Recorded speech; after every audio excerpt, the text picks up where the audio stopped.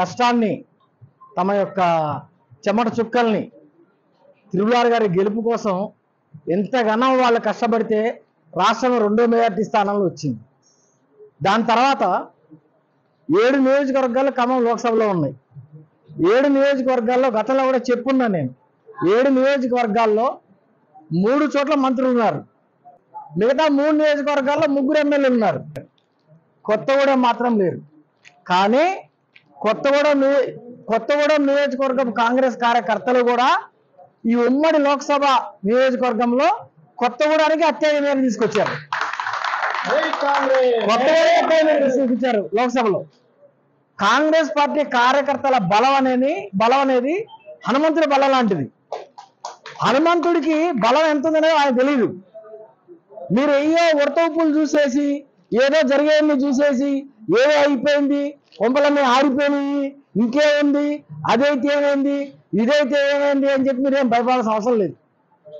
బలము అనవసరమైనప్పుడు ప్రదర్శన చేయాల్సిన అవసరమే లేదు. అవసరమైనప్పుడు మాత్రమే మన బలమేట చూపించాలి తప్ప అనవసరపు ఆర్భాటాలు, అనవసరపు మాటలు ఇవన్నీ అక్కర్లేదు. కాంగ్రెస్ పార్టీ బలం, పొంగులేటి శ్రీనివాస్ గారి బలం 1000 ఏళ్ళు వచ్చినా కానీ ఒక్క పిచ్చుకు లాంటి అస్త్రంతో పడిపోతాయి. గుర్తుపెట్టుకోండి, ఒక పిచ్చుకు లాంటి అస్త్రం, బ్రహ్మాస్త్రం అక్కర్లేదు. కాబట్టి మీ కార్యకర్తలు ఎవరు కూడా అధైర్యపడొద్దు, ఎవరు కూడా ఏమి బాధపడొద్దు, ఏదో అయిపోయిందని చెప్పి దిగులు చెందొద్దు. అనవసరంగా లేనిపోయినవన్నీ తీసుకొచ్చని చెప్పి మనందరం మౌనంగా ఉంటున్నాం. అది మౌనం అంటే అది ఒక వ్యూహాత్మక మౌనం మాత్రమే, కానీ మనం ఏదో ఊరికే ఉండం. మనం పంచాయతీ ఎన్నికలు వస్తాయని చెప్పి అది తెలిసినటువంటి క్షణం నుంచి మనం ఎట్లా సర్వసన్నద్ధం అయ్యామో యుద్ధానికి మీ అందరికీ తెలుసు.